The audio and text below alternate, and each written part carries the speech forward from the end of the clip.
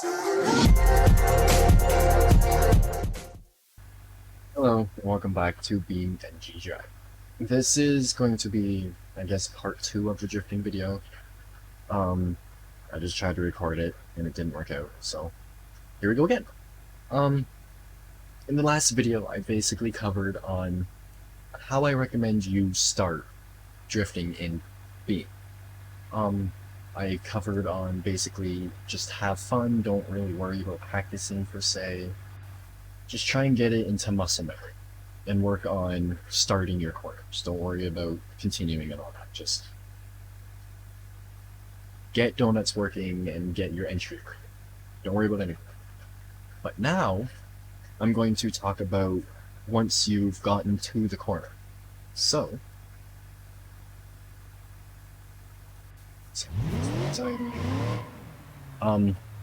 I have added in the bottom the little readouts for the controls so you can see what I'm doing. And thankfully I actually got my controllers working, and as you can see I'm slowly turning left.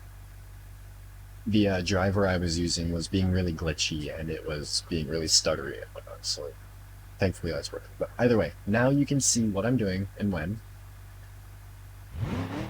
And yeah. So we're gonna go from the last episode, the last video. So I'm assuming you can right now do a donut like this. If you can't do this, I would recommend you work on the last video first. But assuming you can do that,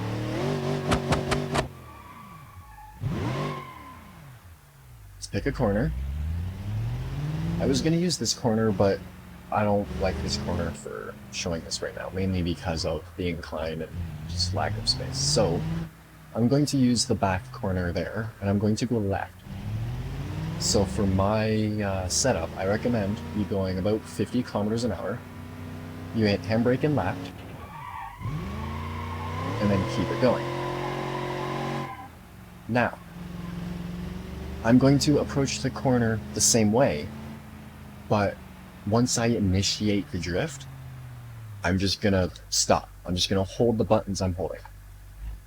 Now, if you go into settings, do options, no, that's not options. If you go into options, gameplay, Cortana will turn on apparently. No, I highly recommend using manual for drifting, and then using the assists if you're using a controller. It just helps a lot, as I said before. Whatever layout or button layout works best for you, it's great.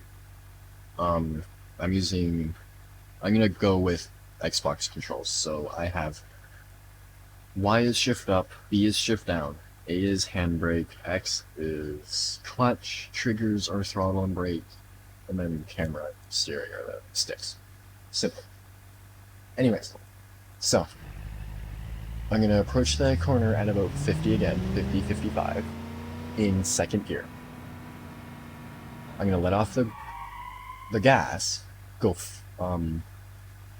lock to the left, or steer to the left, and hit handbrake. So as you can see, in the bottom, there's full left lock, the clutch is at 100, and the parking brake is at 100. Now, you only want that for not even a second, really. Only until it starts sliding. Once it starts sliding, you need to apply the throttle a little bit, let off handbrake, and counter steer, like this, so it straightens out. I didn't apply throttle there. So what I would like you to try, if you're taking this as an actual lesson,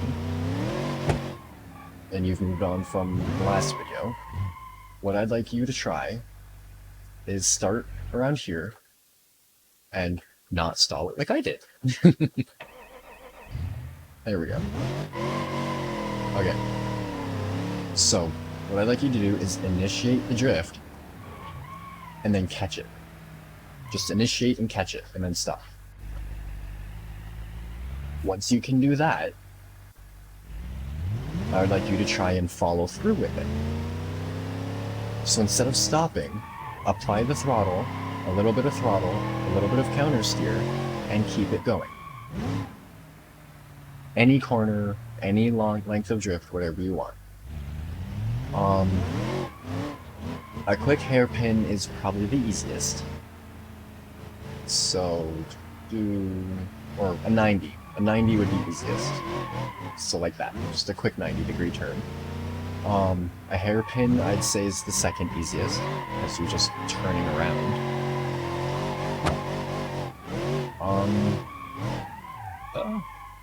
That's what you call understeer. That's when you turn to.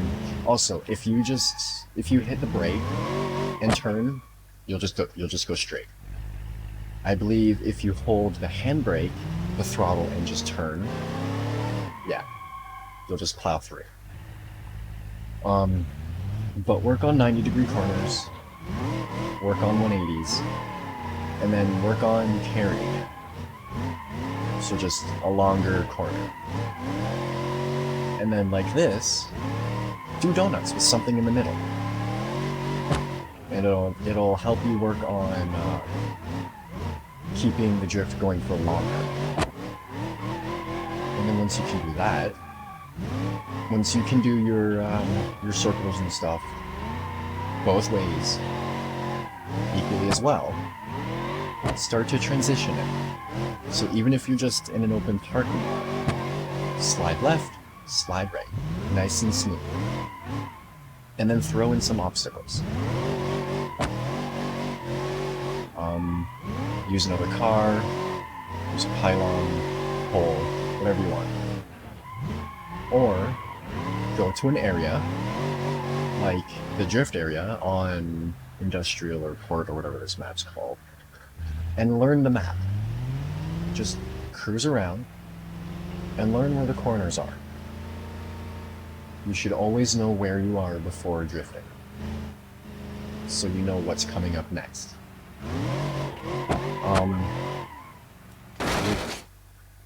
And that's why you pay attention. But with all this said,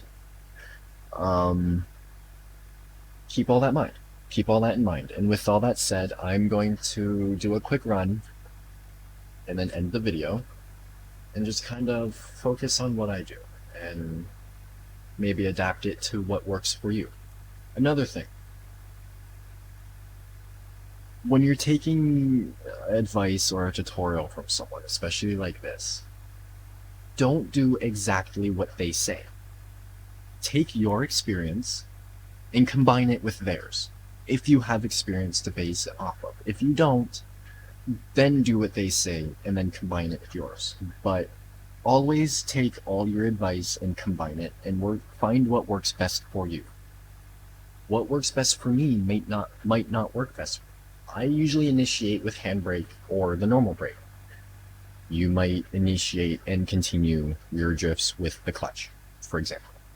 Everyone's different, but as I said, I'm just gonna quickly do a little run and end the video.